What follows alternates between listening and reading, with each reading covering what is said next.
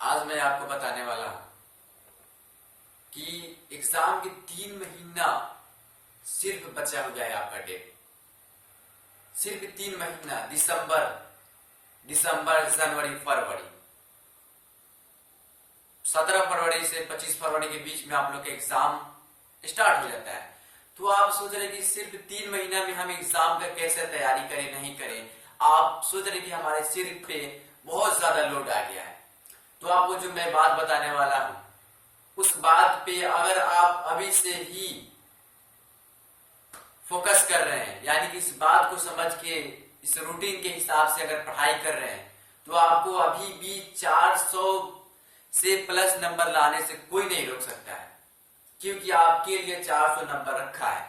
सिर्फ अभी से 3 महीना ही सिर्फ जो आपके लिए बचा है। इस 3 महीना में अगर हमारे बताए हुए रास्ते पे अगर आप चल रहे हैं, तो पहला नंबर ये बात है कि अगर आपके पास कोई सेल्फ फोन है, यानी कि आप किसी फोन को चलाते हैं, तो वो फोन को आप सिर्फ 3 महीना के लिए भूल जाइए, क्योंकि ये जब तक आपके पास फोन है तब तक आपका पढ़ाई नहीं हो सकता है। क्योंकि आपको पढ़ाई करने के लिए सिर्फ और सिर्फ ये 3 महीना बहुत महत्व है, क्योंकि आप ये 3 महीना में बहुत बेहतर कर सकते हैं।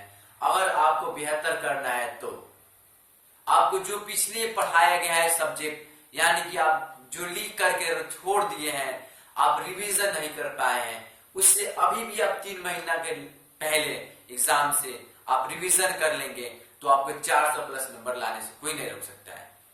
बस आप जो फोन चलाते हैं वो फोन को आप छोड़ दें, क्योंकि फोन चलाने से आपका ध्यान व्हाट्सएप पे चला जाता है। आप जब पढ़ाई करने बैठते हैं तो आपको जब एक वर्ड लिखते हैं, कुछ क्वेश्चन याद करते हैं या बनाते समय आपको कोई मैसेज आ जाता है, तो आप मैसेज पे चले जाते हैं, जिसके कारण आपको घंटे, 4 घंटे 5 घंटे बर्बाद हो जाते हैं। वो 4 घंटे 5 घंटे आप अपने रिवीजन पे लगा ले, तो आपकी इससे नंबर और नॉलेज भी हो सकता है। क्योंकि आप फोन को छोड़ना ही पड़ेगा, सिर्फ 3 महीना के लिए आपको बलिदान देना ही होगा। क्योंकि आप एक कहावत सुने हैं कि कुछ पाने के लिए कुछ खोना भी पड़ता है, कुछ पाने के लिए हमको कुछ खोना भी पड़ता है, और ये रियलिटी है, ये सच्चाई है। क्योंकि हमें कुछ पाने के लिए कुछ खोना तो पड़ता ही है। क्योंकि हम एजुकेशन जहां लेने जाते हैं, तो हमारे हमारे पापा इतने मेहनत से जो पैसा कमाते हैं, उन पैसे को हम टीचर को ले जाकर देते हैं। यानी कि एजुकेशन को पाने के लिए हम लोग पैसा फी भरते हैं, यानी कि अपना पापा का कमाया हुआ पैसा को क्या करते, इन्वेस्ट करते हैं, यानी कि सर को देते हैं, सर हमें एजुकेशन देते हैं। उसी तरह आप सिर्फ 3 महीना के लिए फोन को भूल जाइए, क्योंकि आप इंस्टाग्राम चलाते होंगे, आप यूट्यूब चलाते होंगे, आप फेसबुक चलाते होंगे, ऐसे कई सारे चीज होंगे जो आप यूज करते होंगे। तो वो सब से आप दूर हो जाए मात्र 3 महीना, यानी कि ओनली फॉर 3 मंथ्स, यानी सिर्फ 3 महीना के लिए आप ये सब भूल जाए कि इंस्टाग्राम क्या होता है, यूट्यूब क्या होता है, फेसबुक क्या होता है। आप सिर्फ अपने पढ़ाई पे ध्यान दीजिए, अपने फोकस पे, कि हमारे एग्जाम का सिर्फ 3 महीना ही समय बचा हुआ है, और हमें यही 3 महीना जो हमारे लिए सबसे इंपॉर्टेंट है। इस 3 महीना में ही आप जो कर सकते हैं। क्योंकि आप पिछले 3 मंथ से पहले आप क्या किए, नहीं किए, वो सब आप भूल जाइए। क्योंकि पिछले महीना को अगर आप अपने दिमाग में लोड लेकर चल रहे हैं कि हाँ हमसे ये गलती हो गई, वो गलती हो गई, तो आप ये भी 3 महीना अच्छे से पढ़ाई नहीं कर सकते। अगर अच्छे से नॉलेज पाना है, ये भी 3 महीना में अच्छे से आपको अगर नंबर लाना है, तो ये जो है आपके लिए 3 महीना जो है बहुत महत्व है।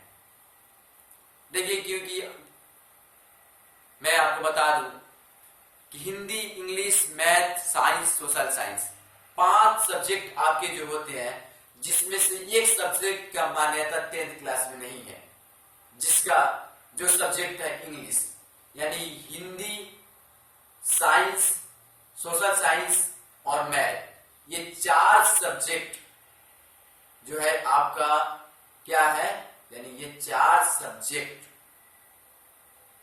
को ध्यान से लगाइए। और इसके साथ एक सब्जेक्ट छूट गया है, संस्कृत और मुसलमान के लिए हिंदू।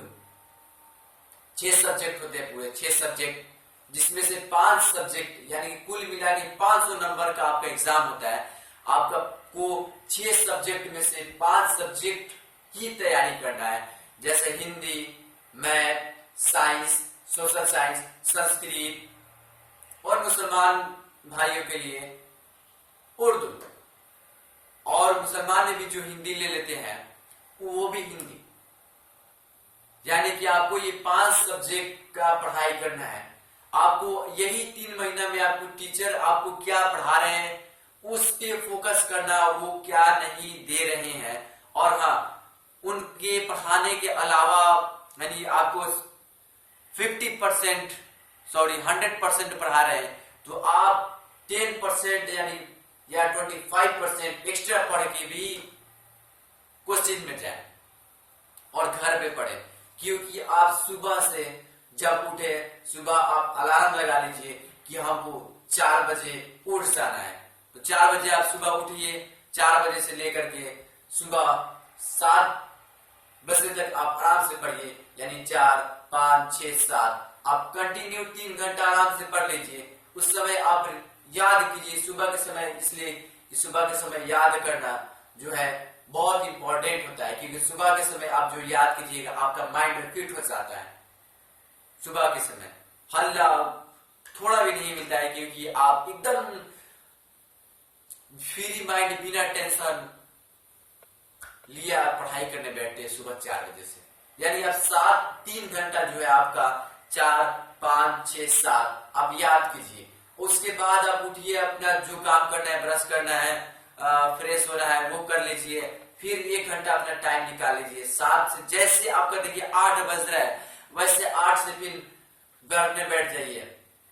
फिर वहां बैठिए तो आप क्या कीजिए कि उस समय जो है पढ़ाई पे फिर फोकस करना स्टार्ट कीजिए, क्योंकि 8 के बाद जो है 9, 10, 11 फिर 12 बजे तक आप पढ़ाई कीजिए। फिर 12 बजे के बाद 1 घंटा, आधा घंटा, 45 मिनट के लिए आप समय निकालिए।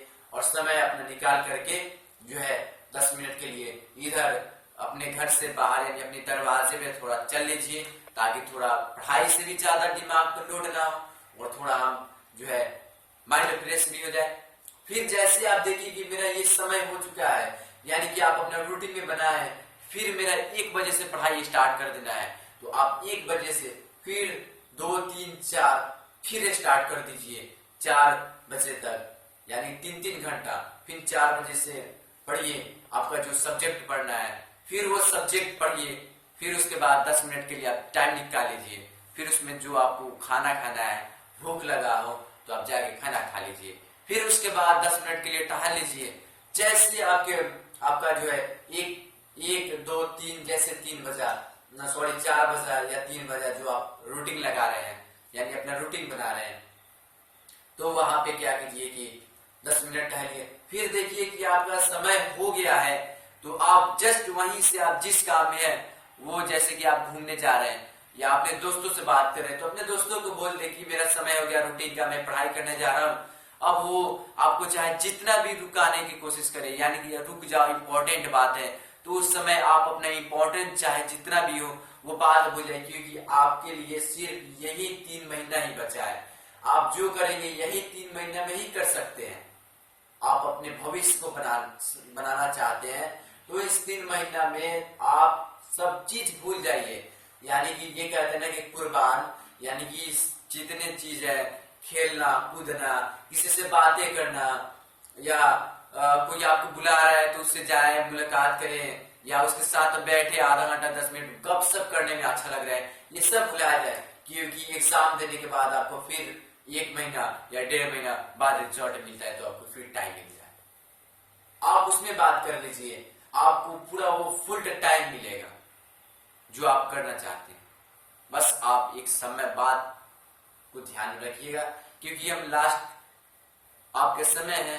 अब आप यही 3 महीने में जो कुछ कर सकते हैं, क्योंकि आपको जो है 10th क्लास में पूरे आप 1 साल पढ़े, जिसमें से आप जो है अपने 9 महीना ऐसे गुजार दिए, 10, 11, 12, यानी 3 महीने के बाद आपका साल पूरने वाला है। यानी कि आपकी बोर्ड की एग्जाम आने वाला है 3 मंथ के बाद, यानी फरवरी में 17 फरवरी से लेकर 25 फरवरी के बीच में आपका एग्जाम स्टार्ट कर दिया जाएगा। हमको लग तो रहा है, लेकिन अब वो बोर्ड से जो होता है, आप देखिएगा डेट कब निकल रहा है, लेकिन हम जो बताएं इस बात को ध्यान में रखिएगा। और अब इससे सोचिए कि इससे हमारा भविष्य बन रहा है, क्योंकि आपके मम्मी पापा जो है आपको पढ़ा रहे हैं, इतनी उम्मीद लेकर पढ़ा रहे हैं कि आज हमारा बेटा पढ़ लिख कर जो है हमारा नाम रोशन करे, हमारा गांव जवार का नाम रोशन करे और कुछ अच्छा आदमी बन जाए और अपने लाइफ को अच्छे से गुजारे और अपनी आने वाली फ्यूचर यानी अपनी आने वाले भविष्य को अच्छे से बनाए। तब तक के लिए जय हिंद। मिलता है नेक्स्ट वीडियो के